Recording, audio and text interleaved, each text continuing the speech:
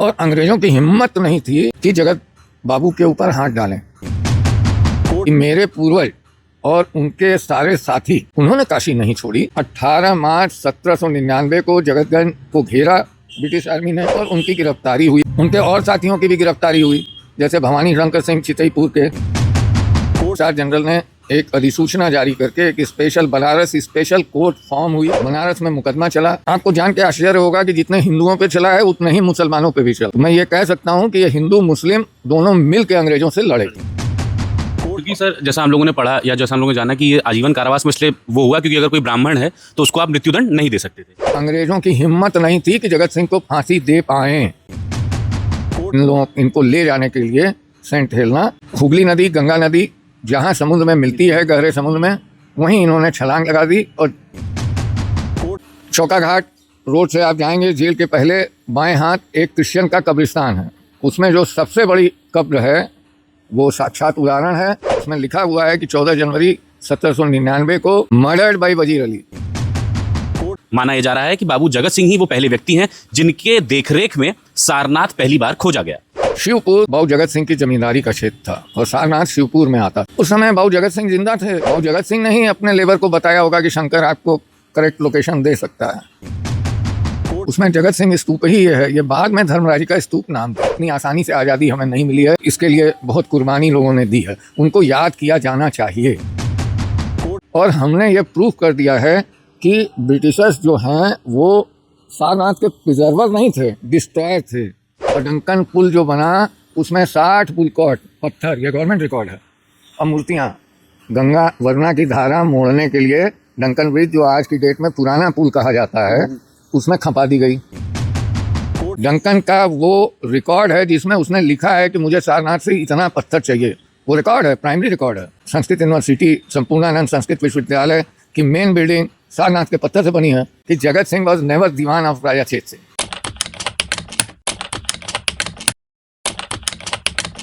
नमस्कार, आप देख रहे हैं डायलिम्स न्यूज़ और मैं हूं सौरभ यादव। और आज हम लोग हिस्सा बन रहे हैं वाराणसी के इतिहास के कुछ ऐसे पन्नों को जिन्हें शायद भुला दिया गया है। और अगर बात की जाए इस इतिहास की तो ये इतिहास इतना महत्वपूर्ण है कि ये भारत की आज़ादी की जो लड़ाई है उसके पन्नों को भी कुछ पीछे पलटता है। उसके पन्नों को पीछे कुछ इस तरह पलटता है कि 1857 जो हमने पढ़ा, जो हमें पढ़ाया गया, वो ये है कि 1857 में भारत को की जो पहली आज़ादी की लड़ाई है उससे भी पहले क्या हुआ था, और ख़ास करके बनारस में, काशी में। और जब हम इन तथ्यों को जानेंगे तो आपको भी ये पता चलेगा कि 1857 की लड़ाई भारत की पहली आज़ादी की लड़ाई ना होकर दूसरी लड़ाई थी। इस पूरे मुद्दे से जुड़े हमारे साथ प्रदीप सिंह जी बैठे हैं, जो इस पूरे मुद्दे से जुड़े हैं, जो इन्होंने अपनी मुखर आवाज़ इसके लिए उठाई और उस पूरे इतिहास को किस तरह से इन्होंने जांचा, परखा और क्या भूमिका रही है इस पूरे इतिहास को खोजने में। आइए इनसे जानते हैं और इनसे पूछते हैं। सर, बहुत बहुत स्वागत है आपका हमारे शो पे। हम सबसे पहले आपसे सर ये जानना चाहेंगे कि ये जो इतिहास है, जो खासकर जिस तरह से हम देख रहे हैं कि एक किताब भी लिखी गई है, आप किताब हमारे हाथ में देख सकते हैं, कि बनारस के विस्मृत जननायक बाबू जगत सिंह, 1799 की बात है सर। अक्सर लोग इसे कहानियों में बदल देते हैं, अक्सर लोग बताते हैं कि ये कहानी है। हम आपसे जानना चाहेंगे, क्योंकि आप लगातार इससे जुड़े रहे हैं, क्या है, किस तरह की ये बात है और इतिहास के किन पन्नों को जो शायद हमारी स्मृति से हटा दी गई हैं, शायद हमारी किताबों से हटा दी गई है, इतिहास की किताबों से हटा दी गई है, इससे आपको क्या, इसके बारे में आपको जानकारी कैसे हुई और किस तरह से आपने अपने कदम आगे बढ़ाए? देखिए, 1997 में दैनिक जागरण में काशी का योगदान स्वतंत्रता आंदोलन में ऐसी एक सीरीज चली थी। उसमें हमारे एंसेस्टर बाबू जगत सिंह के बारे में भी दिया गया था। तो उसी समय से हमें इच्छा थी, अपने पिताजी के स्वर्गवास के बाद, जो कि 1918 में हुआ, 1919 में एक रिसर्च कमेटी बनाई गई जिसका नाम Jagatganj royal families research project रखा गया। उसका संरक्षक मैं स्वयं, आदरणीय त्रिपुरारी शंकर एडवोकेट एक सदस्य बनाए गए, राणा पीवी सिंह साहब एक सदस्य हुए और अरविंद कुमार सिंह एडवोकेट एक सदस्य हुए। उसके बाद श्रेया पाठक जी को इंगेज किया गया पेमेंट बेसिस पे डॉक्यूमेंट इकट्ठा करने के लिए। ये करीब 2-2.5 साल, उसी में कोविड भी आया, सारी समस्याएं चलती रहीं। उन्होंने कुछ डॉक्यूमेंट इकट्ठा किए, कुछ नहीं कर पाई। फिर हम लोगों ने अवध के बहुत बड़े इतिहासकार, बहुत बड़े नाम, जिन्होंने करीब 60-65 किताबें लिखी हैं, हामिद अशफाक कुरैशी साहब को हम लोगों ने रिक्वेस्ट किया एज अ मेंटर के लिए। उनको वो एग्री किए, कमेटी के रिक्वेस्ट को एज अ मेंटर बने। लेकिन जब सारी चीज़ों को अरेंज किया जा रहा था तो उसमें बहुत से गैप थे। देखिए, किस्सा कहानी और इतिहास में बहुत अंतर होता है। इतिहास प्रमाण खोजता है। मेरा और कमेटी का यही लक्ष्य था कि जो बिल्कुल सत्य हो वही आए, जिसको ट्रू सेंस में रिसर्च करता है। इसमें बहुत सी कठिनाइयाँ आई। डॉक्यूमेंट नहीं मिल रहे थे, लंदन आर्काइव से, बर्लिन आर्काइव से, नेशनल आर्काइव से, प्रयागराज आर्काइव से, कलकत्ता आर्काइव से, लखनऊ आर्काइव से ये प्राइमरी डॉक्यूमेंट खोजे गए। तो हमारे पूर्वज, मैं काशी राजवंश की वंशावली का 12वीं पीढ़ी का सदस्य हूँ और बाबू जगत सिंह के 6ठी पीढ़ी का मैं अंश हूँ। तो जैसे मैं रामनगर के बारे में बता दूं, बाबू मनसा राम पहले राजा थे। ये इनके 3 भाई थे। बड़े मनसा राम जी, उससे छोटे दशा राम जी, उसके बाद माया राम जी, दयाराम जी। दयाराम जी, माया राम जी, ये चारों भाई मिलके काशी राज की स्थापना किए थे। तो चूंकि मनसा राम जी बड़े थे तो वो राजा थे, ये लोग हेल्प करते थे। मनसा राम जी के पुत्र राजा बलवंत सिंह हुए, बड़े प्रतापी राजा। तो वो वंशावली वो चली और दशा राम की वंशावली जगतगंज की है। ठीक है। जैसे आपने बताया बाबू जगत सिंह, और अब हम जगतगंज में बैठे हैं, तो एक सवाल ज़रूर बनता है कि क्या ये जो नाम है जगतगंज, ये उन्हीं के नाम पे है? हाँ, ये जगतगंज मोहल्ले को बसाने वाले ही बाबू जगत सिंह थे। ठीक है। अब अगर हम इतिहास में आए तो जिस तरह की रिसर्च आप लोगों की रही, जो आपने कमेटी बनाई, उस रिसर्च में क्या ऐसी मुख्य बातें हैं जो सामने निकल के आई? जैसे हमने कुछ पन्ने पढ़े इन किताबों के, तो सबसे पहले जो बात आई निकल की कि 1857 जो हम लोग को पढ़ाया गया है, जो बताया गया है कि भारत में जो स्वतंत्रता की लड़ाई हुई, पहली लड़ाई, पहला संग्राम जो है 1857 को दिया जाता है। उसके विपरीत, उसके उलट आप लोगों की जो जानकारी है या जो आप लोगों ने रिसर्च की, क्या निकल के सामने आया? देखिए, इस रिसर्च में बिल्कुल ये निकल के आया है कि 1857 से लगभग 58 वर्ष पूर्व 14 जनवरी 1799 को बनारस में सशस्त्र योजनाबद्ध रक्त रंजित विद्रोह हुआ था। मैं जगत सिंह को विद्रोही ही कहूँगा, क्योंकि डॉक्यूमेंट में रिबेलियन ही लिखा है। अब ये तो बाद में इतिहासकार या भारत सरकार या ये डिसाइड करे स्वतंत्रता संग्राम सेनानी या विद्रोही, मैं अपने से कैसे कह सकता हूँ इस चीज को। इन्होंने लखनऊ के डिस्पोज नवाब वजीर अली खान के साथ मिलकर एक योजना बनाई कि अंग्रेजों को, हम लोगों को बनारस से खदेड़ते हुए कलकत्ता तक खदेड़ के इनको भारत से भगा देना है। बड़ी योजना थी और ये योजना 4 महीने तक बनाई गई, तैयारियां हुई। जिस कोठी में आप बैठे हैं, यहीं पे बाबू जगत सिंह निवास करते थे। सारे लोगों, सारे ज़मींदारों की यहाँ मीटिंग हुई, जिसमें कि बनारस के आसपास गाजीपुर, सोनभद्र, पूरा पूर्वांचल, उत्तर प्रदेश का पूरा पूर्वांचल और बिहार का भी बहुत सा पोर्शन, जैसे सिवान, छपरा, ये गोरखपुर तक के एरिया के लोगों को ये संकल्प हुआ कि हम लोग एक विद्रोह करेंगे, अंग्रेजों को हटाएंगे। उसमें कई कारण थे, जल्दी करना पड़ा किन्हीं कारणों से, उसके विस्तार में मैं नहीं जाऊंगा, वो किताब आप पढ़ेंगे तो जानेंगे। जब सूर्य उत्तरायण हुआ है 14 जनवरी 1799 को ये विद्रोह हुआ, उसमें बहुत से अंग्रेज अधिकारी मारे गए, बहुत से इधर के लोग भी मारे गए और वजीर अली भी काशी छोड़ के 14 जनवरी को आजमगढ़ होते हुए नेपाल चले गए। बट बाबू जगत सिंह जो मेन इसके योजनाकार थे, मैं ये गर्व से कह सकता हूँ कि मेरे पूर्वज और उनके सारे साथी जो विद्रोह में थे सक्रिय रूप से, उन्होंने काशी नहीं छोड़ी और अंग्रेज़ों की हिम्मत नहीं थी कि जगत बाबू के ऊपर हाथ डालें। उसका कारण था क्योंकि जगत बाबू की को बहुत लोग मानते थे उस समय, वो चाहे हिंदू हों, चाहे मुस्लिम हों, चाहे सिख हों, मतलब उनकी ऐसा पर्सनालिटी रहा होगा, ऐसा उनकी चीज़ रही होगी, उनके ऊपर इतना विश्वास रहा होगा लोगों का, तभी तो कोई संकल्प लेगा। आज की डेट में तो 10 आदमी नहीं इकट्ठा हो सकते हैं, और उस समय 60 जमींदारों को इकट्ठा करना और सेना तैयार करना, और ये जानते हुए कि अगर हम पराजित होंगे तो मौत ही होगी। तो ये हुआ। उसके बाद अंग्रेज़ों ने 2 महीने 5 दिन के बाद 18 मार्च 1799 को जगतगंज को घेरा ब्रिटिश आर्मी ने, और उनकी गिरफ्तारी हुई। उनके और साथियों की भी गिरफ्तारी हुई, जैसे भवानी शंकर सिंह चितईपुर के, बहादुर सिंह एंड शिवनाथ सिंह जो तलवारबाज थे, उनको ब्रह्मनाल में पकड़ने के लिए पंचू कोतवाल गए 500 आदमियों की सेना लेके। वो लोग बहादुरी से लड़े, पूरी ब्रह्मनाल की गली जो है खून से पट गई। फिर उनका 25-25 सिपाही उन बहादुरों को पकड़ के उनका गर्दन कलम किए। शिव प्रसन्न सिंह पिंडरा में लड़ते हुए मारे गए। ऐसे बहुत लोग मारे गए। उसके बाद बाबू जगत सिंह को 23 मार्च 1799 को चुनार फोर्ट में कैद कर दिया गया। निजामत अदालत, जो कि हाईकोर्ट कही जाती थी उस समय,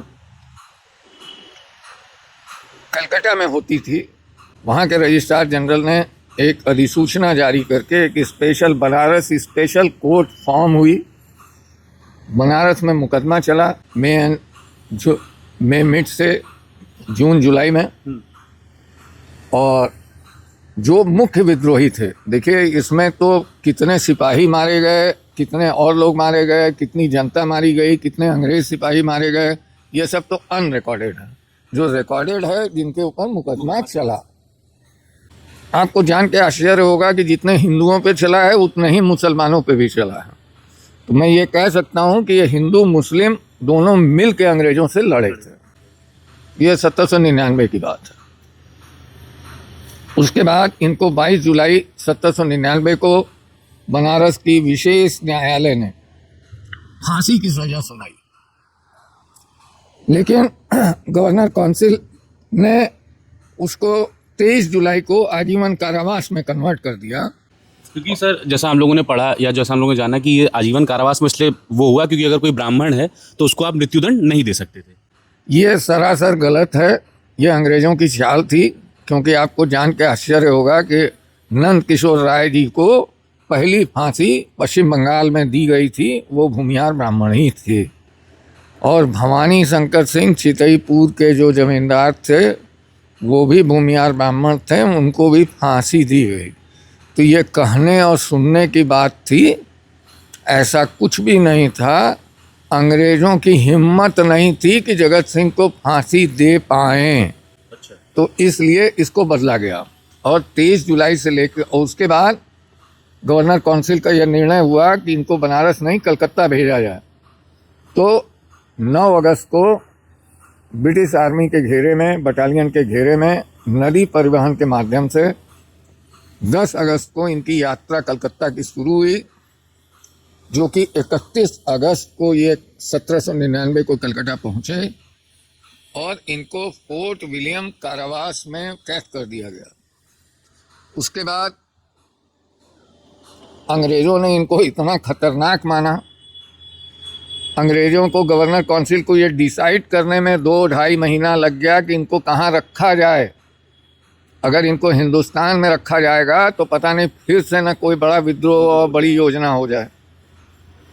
तो 18 अक्टूबर 1799 को गवर्नर काउंसिल ने निर्णय लिया कि इनको देश निकाला, देश से बहुत दूर साउथ अफ्रीका के एक निर्जन टापू जिसका नाम सेंट हेलेना है। वो सेंट हेलेना वो जगह है जहां नेपोलियन बोनापार्ट को 1815 में, यानी लगभग 15 साल बाद, हाँ 16 साल बाद, लगभग 16 साल बाद उसकी हार के बाद अंग्रेजों ने वहाँ कैद किया था। वही नेपोलियन बोनापार्ट जो कहता था कि इम्पॉसिबल नाम की कोई वर्ड हमारी डिक्शनरी में है ही नहीं। तो इनको 19 मार्च 1799 को ये गवर्नर काउंसिल का निर्णय सुनाया गया फोर्ट विलियम कारावास में। 20 अक्टूबर 1799 को इनको हुगली नदी के माध्यम से ऑस्ट्रेली नाम की जो बहुत बड़ी जहाज थी जो गहरे समुद्र में खड़ी थी, इनको ले जाने के लिए सेंट हेलेना उस पर ले जाया जा रहा था। हुगली नदी, गंगा नदी जहाँ समुद्र में मिलती है गहरे समुद्र में, वहीं इन्होंने छलांग लगा दी और देश को छोड़ने से अच्छा, सेंट हेलेना जाने से अच्छा हमारे पूर्वज गंगा के किनारे के पूर्वज गंगा सागर में समाहित हो गए, अपने शरीर को देश के लिए त्याग दिया। सर जैसा आपने कुछ चीज़ों का वर्णन किया कि अगर हम बनारस की बात करें, जैसे आपने बताया जो विद्रोह हुआ था उसमें कई अंग्रेज मारे गए थे, उनसे अगर रिलेटेड हम कुछ तथ्य बनारस में खोजने जाएं तो वो कहाँ मिल सकते हैं और आप लोगों को कैसे पता चला उन चीज़ों के बारे में? देखिए, where there is will there is a way, जहाँ चाह है वहाँ राह है। हम लोग शुद्ध अंतरकरण से पूरी टीम इस काम को कर रही थी। मैं सबका धन्यवाद दूंगा, सब लोगों ने काम किया और ये कहीं ना कहीं कोई अदृश्य शक्ति हम लोगों को मदद कर रही थी। ये रिसर्च टीम के सारे लोगों का कहना है। क्योंकि वो क्रांतिकारी, वो विद्रोही जिनको कि इतिहास में महत्व नहीं दिया गया, किसी साजिश के तहत दबा दिया गया, कहीं ना कहीं से बाबू जगत सिंह की वो पुण्य आत्मा हम लोगों को मदद कर रही थी और चीज़ें मिली। चौका घाट रोड से आप जाएंगे, जेल के पहले बाएं हाथ एक क्रिश्चियन का कब्रिस्तान है। उसमें जो सबसे बड़ी कब्र है वो साक्षात उदाहरण है। उसमें लिखा हुआ है जो अधिकारी 5 मारे गए थे उनका है, 3 का कहीं और होगा। उसमें लिखा हुआ है कि 14 जनवरी 1799 को मर्डर्ड बाय वजीर अली खान। ये कब्र आज भी है, आप जाके देख सकते हैं। अब अगर सर बात की जाए, ये तो बाबू जगत सिंह की जो हमारे जो उनका जो किसी तरह से जो योगदान रहा है भारत की आज़ादी की जो लड़ाई थी उसमें रहा।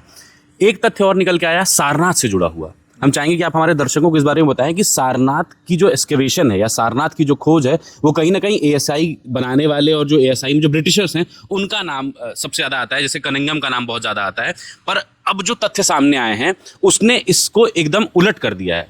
माना यह जा रहा है कि बाबू जगत सिंह ही वो पहले व्यक्ति हैं जिनके देखरेख में सारनाथ पहली बार खोजा गया। देखिए, बाबू जगत सिंह चूंकि काशी राजवंश के ही एक अंश थे, ठीक है, जो बड़े लोग थे वो राजा थे, वहाँ ब्लड कई बार बदला, वो सब अलग चीज़ें हैं, उस पर मैं नहीं जाऊँगा। शिवपुर बाबू जगत सिंह की जमींदारी का क्षेत्र था और सारनाथ शिवपुर में आता था। जब जगतगंज मोहल्ला बनाने की बात हुई तो कारिंदे गए होंगे, उन्होंने बताया कि वहाँ ईंटें पड़े हैं, पत्थर पड़े हैं, तो ये हुआ होगा कि जंगल में पड़े हैं, आप ले आओ। वो ले आए धर्मराज का स्तूप का, एक स्तूप का। जब वो 6 फीट ऊंचा था तो उसमें एक पत्थर का बॉक्स था, उसके अंदर एक ग्रीन कास्केट थी, वो मिली। लोगों जो मजदूर थे जो वहाँ कर रहे थे, सामग्री यहाँ ला रहे थे, उन्होंने इन्फॉर्मेशन दी होगी, तो ये तत्काल समझ गए कि ये कोई समाधि स्थल है। इन्होंने वो जो रेलिक्स थी, जो बोन था, उसको गंगा में प्रवाहित किया सनातनी परंपरा के अनुसार, और सारी चीज़ें ढक के, जहाँ तक मुझे समझ है और जहाँ तक रिसर्च के डीप में जा रहा हूँ, इन्होंने फिर उस स्तूप को उसी स्थान पे बनवा दिया। फिर लॉर्ड जो यहाँ के रेजिडेंट थे, जॉनसन डंकन जी, इन्होंने 93-94 में पुनः उसी स्तूप की खुदाई कराई। उस समय बाबू जगत सिंह जिंदा थे। बाबू जगत सिंह ने ही अपने लेबर को बताया होगा कि शंकर आपको करेक्ट लोकेशन दे सकता है।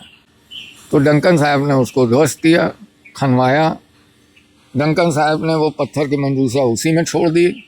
जो ग्रीन कास्केट का मंजूसा थी जिसके अंदर बोन थे, ज्वेलरी थे, रत्न थे, ये जो है इन्होंने जगत बाबू के थ्रू एशियाटिक सोसाइटी और बंगाल को दे दिया, जो कि उनके रिकॉर्ड में ऑलरेडी है। आज भी मेंशन है। आज भी मेंशन है 5th वॉल्यूम में, 93-94 में जॉनसन डंकन की डायरी में।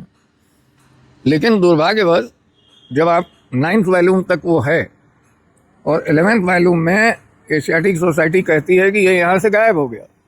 वो ग्रीन कास्केट, ज्वेलरी सब गायब है वहाँ से। और एशियाटिक सोसाइटी कहती है कि कहाँ गायब हुआ ये हमें मालूम नहीं। और सर हमने जैसा पढ़ा कि जो स्तूप है, जो आज लोग धर्मराजी का स्तूप के नाम से जानते हैं, उसको पहले या काफ़ी समय तक बाबू जगत सिंह के नाम से जाना गया है। ये तो देखिए एसआई के रिकॉर्ड में भी लिखा हुआ है। आप जब किताब पढ़ेंगे तो उसमें ओरिजिनल नक्शा भी लगा हुआ है, ब्रिटिश टाइम का बना हुआ। उसमें जगत सिंह स्तूप ही ये है। ये बाद में धर्मराजी का स्तूप नाम दिया गया उसको। सर जैसा आपने बताया कि सब कुछ तथ्य है, सब कुछ फैक्ट्स है, रिकॉर्डेड है, रिटन है, उसके बाद भी आखिर इतने साल क्यों लग गए इसे सामने आने में? या आप क्योंकि आपने रिसर्च किया, आपकी टीम ने रिसर्च किया, आप लोगों को क्या समझ में आया कि आखिर ऐसी क्या वजह थी कि ये इतिहास के इतने बड़े नायक, आज़ादी के इतने बड़े नायक, काशी के इतने बड़े नायक को हम अपनी स्मृतियों से भूल चुके हैं? अब देखिए इसमें मैं क्या किसी को ब्लेम करूं। अब हमने कोशिश की, निकाला, और बहुत सी एकेडमियां हैं, बहुत सी यूनिवर्सिटीज़ हैं, उनको अगर रिसर्च करते तो जो कागज़ मुझे मिले हैं उनको और आसानी से मिलते हैं। हमें तो बहुत डिफ़िकल्टी हुई लाने में। तो अब ये नहीं हो पाया, मैं किसी को ब्लेम क्या करूं। लेकिन एक अच्छी चीज़ है कि कम से कम उन लोगों को 225 वर्ष बाद आज किताब के रिसर्च के माध्यम से सामने आया है। लोग जानेंगे, बच्चे पढ़ेंगे। और मेरा तो ये कहना है कि इससे एक नई धारा बहनी चाहिए रिसर्च की, कि ऐसे बहुत से अनसंग हीरो होंगे देश में, बहुत से अनसंग हीरो होंगे, उनकी खोज होनी चाहिए। लेकिन हवाई खोज नहीं, एकदम प्राथमिक सोर्स से, प्रामाणिक तरीके से, साइंटिफिक ढंग से प्रामाणिक खोज करके सामने लाना चाहिए। ये अगर लाया जाएगा तो जैसे मैंने जगत सिंह यानी उनकी टीम को सामने लाया है, बहुत से और नायक देश में निकलेंगे। ऐसी बात नहीं है। इतनी आसानी से आज़ादी हमें नहीं मिली है, इसके लिए बहुत कुर्बानी लोगों ने दी है, उनको याद किया जाना चाहिए। सर अगर आप बात करें आज के कार्यक्रम की, आज क्या है कार्यक्रम? एक द्वार आप लोग जो है उसका अनावरण कर रहे हैं। उसके साथ ही अगर हम बात करें बाबू जगत सिंह की, तो उनकी जो लेगेसी है उसको आप लोग अब जैसे एक किताब के माध्यम से, और आगे आप लोगों की क्या कार्रवाई होगी, किस तरह से, जैसे सारनाथ की बात कर रहे हैं, एएसआई की बात कर रहे हैं, उस तरह से आप लोग उसको किस तरह से अप्रोच कर रहे हैं? देखिए एएसआई को हमने भी अप्रोच किया है डॉक्यूमेंट के माध्यम से, और एएसआई के लोग भी अच्छे हैं, कॉर्पोरेट कर रहे हैं। डायरेक्टर जनरल साहब खुद एक वैज्ञानिक हैं, बहुत बड़े आर्काइविस्ट हैं, उन्होंने बहुत सी खोज की है, रावत सर ने, और उनकी टीम इस पर विचार कर रही है। और उन्होंने और बहुत से एकेडमिया के प्रोफेसर्स, दिल्ली से, बनारस हिंदू यूनिवर्सिटी से, कलकत्ता से ये बात उठाई गई है कि इसको चेंज किया जाए, ये गलत है। तो अब ये तो आर्कोलॉजिकल सर्वे ऑफ इंडिया जाने कि कब चेंज करेगा। और हमने ये प्रूफ कर दिया है कि ब्रिटिशर्स जो हैं वो सारनाथ के प्रिजर्वर नहीं थे, डिस्ट्रॉयर थे। उसका कारण ये है कि इन्होंने तो 87-89 में खुदाई करके इसको ढक दिया, इसको वहाँ बना के छोड़ दिया, जगत सिंह स्तूप नाम दे के। भाई देखिए, जो ज़मींदार होगा, जो राजा होगा, तो उसका एक डर तो रहता ही है ना समाज में, अदरवाइज़ तो वहाँ कोई ईंटा और पत्थर भी ना बचा होता। तो उसके बाद 93-94 में मिस्टर डंकन कराए, उसके बाद 1815 में हुआ, और सबसे ज़्यादा तो डिस्ट्रॉय किया है मेजर किट्टू ने। और डंकन पुल जो बना उसमें 60 पुलकॉट पत्थर, ये गवर्नमेंट रिकॉर्ड है, और मूर्तियाँ गंगा वरना की धारा मोड़ने के लिए डंकन ब्रिज, जो आज की डेट में पुराना पुल कहा जाता है, उसमें खपा दी गई। उसके बाद मेजर किट्टू ही इंजीनियर थे, जो ओरिजिनल क्वींस कॉलेज है, वर्तमान में संपूर्णानंद संस्कृत यूनिवर्सिटी जिसको कहा जाता है, वो 1848 में बनना शुरू हुआ, 1852 में बन के तैयार हुआ। उसका भी रिकॉर्ड हम लोगों के पास है कि सारनाथ का पत्थर वहाँ यूज़ किया गया। तो मेरा ये कहना है कि जब मिस्टर डंकन और ईस्ट इंडिया कंपनी के अधिकारी ये जान गए थे कि ये कोई मोन्यूमेंट है, तो वहाँ के पत्थरों को फिर तोड़ना, स्तूप को नष्ट करना, ये प्रिजर्वेशन है? नहीं है। तो इन लोगों ने किया क्या कि जब इन्होंने देखा कि ये बड़ा राष्ट्रीय महत्व की चीज़ है, विश्व के महत्व की चीज़ है, तो जितना मटेरियल था, जितना अच्छा माल था, वो सारी चीज़ तो इन लोगों ने पास ऑन कर दी, लंदन पास ऑन कर दी। हम तो भारत सरकार से ये भी रिक्वेस्ट करेंगे कि ये देखा जाए कि इन लोगों ने उसको बेचा कहाँ है, किस म्यूज़ियम में। वो सिलेंड्रिकल बेलनाकार मंजूषा कहाँ वर्ल्ड में रखी गई है, उसको वापस लाया जाए। क्योंकि ये तो बिजनेसमैन थे, प्योर बिजनेस करने ईस्ट इंडिया कंपनी आई थी, तो ये तो खाली दोहन किए हैं और तो कुछ किए नहीं हैं। तो और कुछ अंग्रेज अधिकारी अच्छा भी काम किए होंगे। अब जैसे शेरिंग की आप बुक पढ़ें, शेरिंग ने खुद लिखा है कि हमारे अधिकारी बहुत ही असंवेदनशील ढंग से सारनाथ को ध्वस्त किए हैं। ये मैं नहीं कह रहा हूँ, अच्छा रिकॉर्ड है हमारे पास। डंकन का वो रिकॉर्ड है जिसमें उसने लिखा है कि मुझे सारनाथ से इतना पत्थर चाहिए। वो रिकॉर्ड है, प्राइमरी रिकॉर्ड है, उसको कोई झुठला नहीं सकता है। प्राइमरी रिकॉर्ड है कि ओल्ड क्वींस कॉलेज, वर्तमान में संस्कृत यूनिवर्सिटी, संपूर्णानंद संस्कृत विश्वविद्यालय की मेन बिल्डिंग सारनाथ के पत्थर से बनी है। तो आप सारनाथ को इन्होंने तो एक्सीडेंटल, आकस्मिक गलती से खोदा, और जैसे ही उनको ये पता चला कि ये कोई मोन्यूमेंट है, समाधि स्थल है, उन्होंने अपनी गलती सुधारते हुए वहीं रोक दिया, अपना नाम दे दिया। आप लोगों ने तो सब जानते हुए सब यूज़ किया है, तो हम कैसे माने कि आप प्रिजर्वर हैं? और बड़ा बुरा लगता है हर भारतीय को जब वहाँ सारनाथ के रिसेप्शन में जाता है, तो वहाँ जाके आप भी देखे होंगे Lord Curzon, Lord Cunningham, Lord ये मेजर किट्टू, और कहीं छोटा सा एक दयानंद साहनी जी का नाम आता है। और दयानंद साहनी जी ने अपने 1924 में जब वो डायरेक्टर जनरल ASI बने, उन्होंने अपनी किताब में लिखा है कि कनिंघम साहब ने खोजा कम, नुकसान ज़्यादा किया है। चूँकि वो भाई ब्रिटिश युग था, तो ज़्यादा तो कुछ कोई कह नहीं सकता था, यही बात। जिस तरह से आपने कहा कि अब आप सरकार को अप्रोच कर रहे हैं, आर्कियोलॉजिकल सर्वे ऑफ इंडिया को आपने अप्रोच किया और कहीं ना कहीं आपकी बातें सुनी गई हैं, क्या लगता है कितना समय लग जाएगा? और जैसा आपने एक बात और कही कि ऐसे कई और अनसंग हीरोज़ होंगे, उनकी भी बातें की जानी चाहिए, उनके ऊपर भी रिसर्च करना चाहिए। देखिए, पहले तो सारनाथ में हम ये बता दें कि राजा मोती चंद जी एक बहुत मानिंद इतिहासकार माने गए। मुरारी शरण अग्रवाल जी एक बड़े इतिहासकार थे। इन लोगों ने सब वो गलती की जो अंग्रेज करते आए थे, उसके डीप में नहीं गए। जैसे वहाँ लिखा हुआ है कि सारनाथ का विध्वंस कर दिया जगत सिंह ने, एंड जगत सिंह दीवान थे राजा चेत सिंह के। He was never Dewan of Raja Chet Singh, he was the elder brother of, चचेरे भाई थे राजा चेत सिंह के जगत सिंह, और दोनों भाइयों में एक अच्छा संबंध भी था। Jagdev Singh was a diwan, and by typing error जो गजेटियर आया या जिस कारण से उसमें जगत सिंह लिख दिया गया, तो सारे इतिहासकार वही उठा के लेके चले हैं, उसका डीप में नहीं गए कभी। तो एक बात तो ये भी चेंज हो गई है कि Jagat Singh was never Dewan of Raja Chet Singh. और ऐसा ही हमें उम्मीद है, भारत सरकार देखिए इस समय बहुत कर रही है अनसंग हीरोज़ के लिए। वर्तमान सरकार से उम्मीद है कि ये यथाशीघ्र करेंगे, क्योंकि सारे गाइड एसोसिएशन ने लिखा है, और सारनाथ एक इम्पॉर्टेंट विश्व धरोहर है। वहाँ पे ये प्रोजेक्ट किया जा रहा है कि सनातनी बुद्ध के विरोधी थे। अब आप सोचिए कि वो लोग कहते हैं कि हम लोग खून का घूंट पीते हैं, खून की आंसू रोते हैं। जब कोई बाहर का ग्रुप आता है, वो ये कहता है कि भाई हिंदू तो बुद्ध के विरोधी थे, उन्होंने ध्वस्त किया, अंग्रेजों ने बचाया, तो कम से कम सारनाथ में तो ये बात बिल्कुल नहीं है। जहाँ से चाहें जैसे चाहें वो क्रॉस कर सकते हैं। अगर मैं कहीं गलत हूँ तो मैं अपने को करेक्ट कर लूँगा, अगर वो लोग गलत हैं तो वो अपने को करेक्ट कर लें, क्योंकि ये तो प्राइमरी एविडेंस है।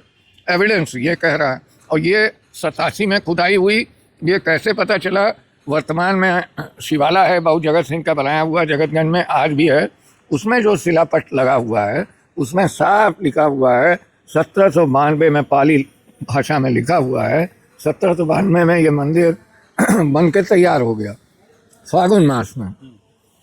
तो जब वो मंदिर बन के तैयार हो गया, उसका लोकार्पण हो गया, उसकी पूजा हो गई, तो 1793 और 94 में कहाँ से खुदाई हुई होगी? तो वो भी डंकन की बात गलत निकल रही है।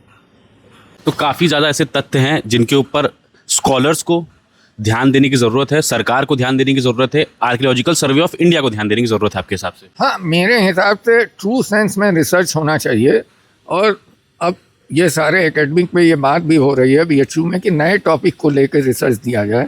जैसे बाबू जगत सिंह के साथी बहुत से लोग थे, उन रिबेलियनों पे रिसर्च होना चाहिए। भवानी शंकर सिंह हैं, शिवनाथ सिंह बहादुर सिंह का जोड़ा है, शिव प्रसन्न सिंह हैं, और भी मुस्लिम बहुत से हैं, तो उनके बारे में रिसर्च होना चाहिए। मेरा फोकस तो जगत सिंह पे था। तो ये अगर होता है तो उन शहीदों को सच्ची श्रद्धांजलि हम देंगे, और देश में भी ऐसे बहुत से होंगे। मैं केवल बनारस काशी की बात नहीं कह रहा हूँ। इतने आसानी से हमें आज़ादी नहीं मिली है, बहुत कुर्बानियाँ दी गई हैं।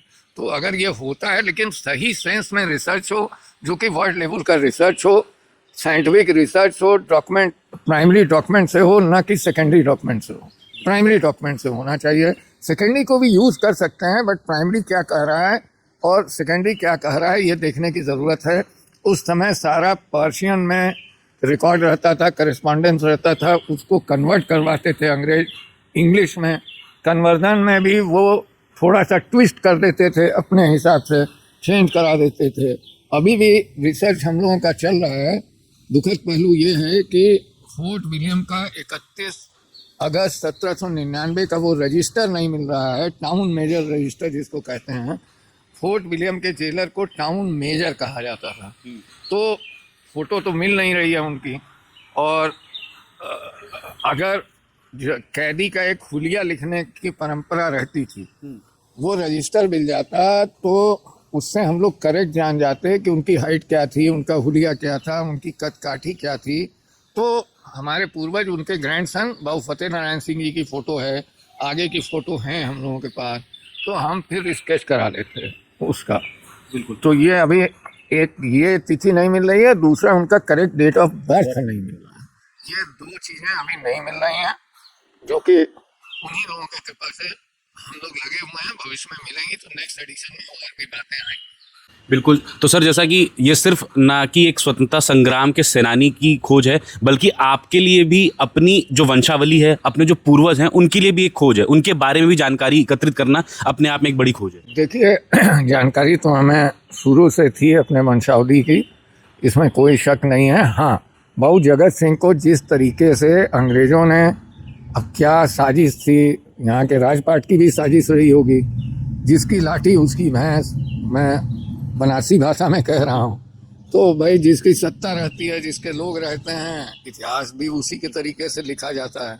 लेकिन अब हम स्वतंत्र हैं, अब हम कोई गलत किस्सा कहानी तो नहीं कर रहे हैं, हम तो सही तथ्यों को सामने लाके एक रिसर्च रखा है सरकार के सामने, एकेडमिया के सामने, विभिन्न यूनिवर्सिटीज़ में, विश्वविद्यालयों में इसकी चर्चा हो रही है, और ये एक रेफरेंस बुक बनने जा रही है रिसर्च के लिए। हमें पूरी उम्मीद है कि इस किताब के रेफरेंस से आगे आने वाले भविष्य में बहुत से बच्चे जो कि मेटोरियस होंगे, जो कि खोजी स्वभाव के होंगे, जो मेहनत करना चाहेंगे, वो बहुत से रिसर्च आएंगे देश में। बिल्कुल सर। तो जैसा कि आप लोगों ने देखा कि इस किताब के माध्यम से न सिर्फ जो भारत का स्वतंत्रता संग्राम है उसमें एक नया पृष्ठ, एक नया अध्याय जुड़ा है, बल्कि साथ ही काशी की जो हिस्ट्री है, सारनाथ की जो हिस्ट्री है, उस पर भी कई बड़े सवाल खड़े किए गए हैं।